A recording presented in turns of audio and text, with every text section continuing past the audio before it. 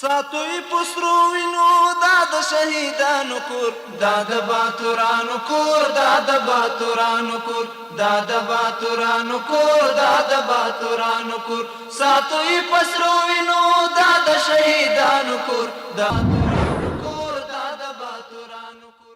Good evening. Today is Friday, January 31, 2025. I'm Suleiman Talash and you're watching RTA News. Let's dive into today's news updates from the country and beyond.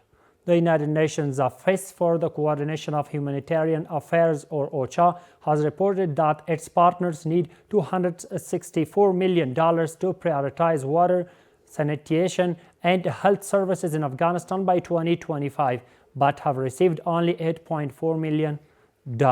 OCHA Afghanistan wrote on its X page that 39% of households in Afghanistan face water scarcity due to the drying up of water resources, 23% rely on unimproved water sources, and 28% of households use unimproved toilets.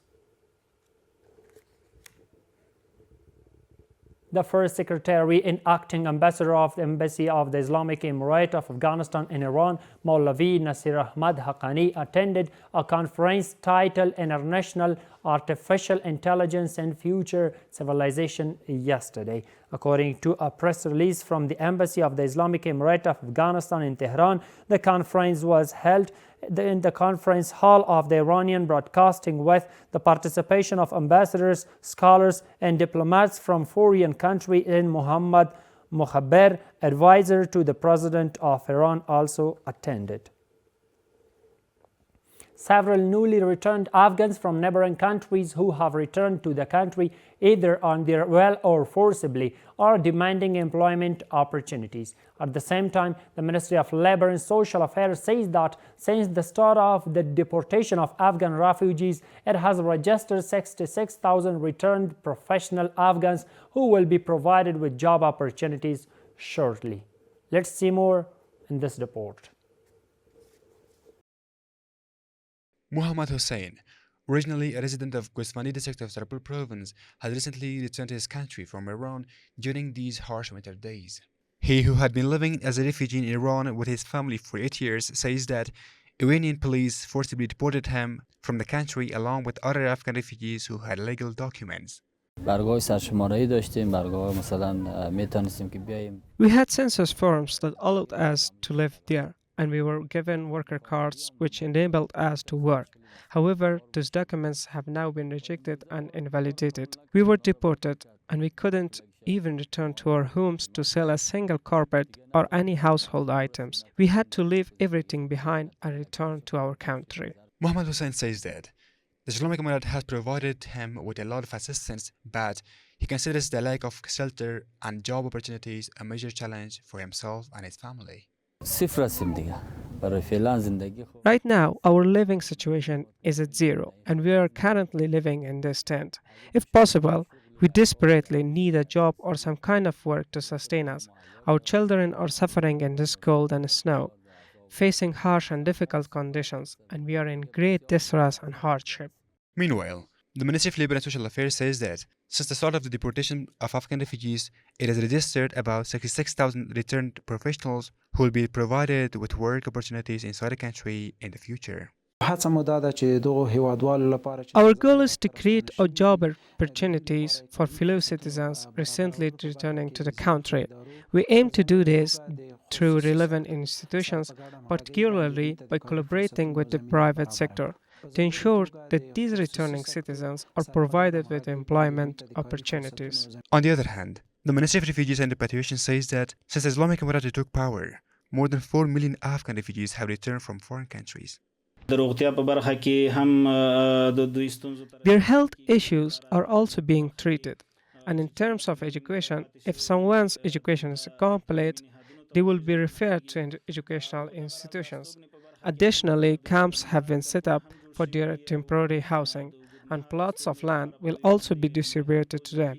In fact, the distribution of land has already begun in some provinces and will soon start in other provinces as well. This is while regional and international authorities, especially Iranian and Pakistani, have taken a unilateral decision to forcibly arrest, beat, torture, imprison, and even convert Afghan refugees into capital in violation of human rights and international principles while forcing international reactions. Sheikh Shahabuddin Dilavar, the General Director of the Afghan Red Crescent Society, held a meeting with Mr. Jeremy Smith, the British Red Cross representative in Afghanistan, to coordinate joint activities.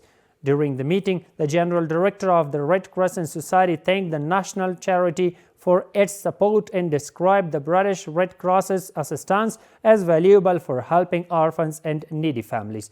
Mr. Dilavar also requested more assistance from Mr. Smith in the treatment of heart patients and provide him with complete information about the poverty of these patients. Afterward, the British Red Crescent representative in Afghanistan expressed his commitment to continuing his cooperation and promised to encourage partners to further expand their assistance to this national charity. Local officials in Nangarhar province say that 60 Afghans have been released from Pakistani prisons and returned to the country. According to officials, these people entered to the country through Torkham.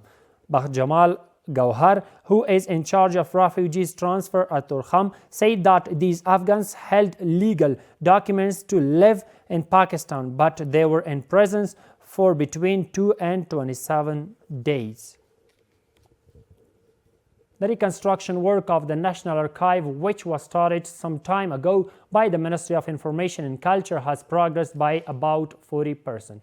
Officials from the Ministry of Information and Culture consider the construction of this historical monument valuable in preserving the country's ancient monuments, adding that the reconstruction of this place will help preserve historical documents and ancient monuments. More details in this report. The reconstruction work of the National Archives, which was recently entrusted to a private construction company by the Ministry of Information and Culture, has progressed by 40%. According to the spokesperson for the ministry, this historical monument will be reconstructed with expenditure of more than 4 million Afghanis from the budget of the Ministry of Information and Culture. از اونجایی که تقریباً 2 ماه از عقد قرارداد و شروع کار میگذره.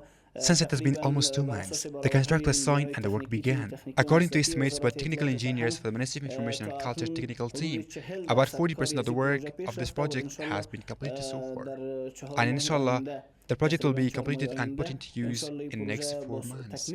According to the officials of the National Archives, currently about 150,000 historical documents, manuscripts, and literary and religious works are preserved there. Unfortunately, during the time of Republic, when more resources were available, no such efforts were made regarding the National Archives. 3,000 of our precious historical artifacts and manuscripts were destroyed. However, thanks to the guidance and efforts of the leadership of the Ministry of Information and Culture, the restoration of the National Archives has now begun. This is now the most important initiatives for the National Archive.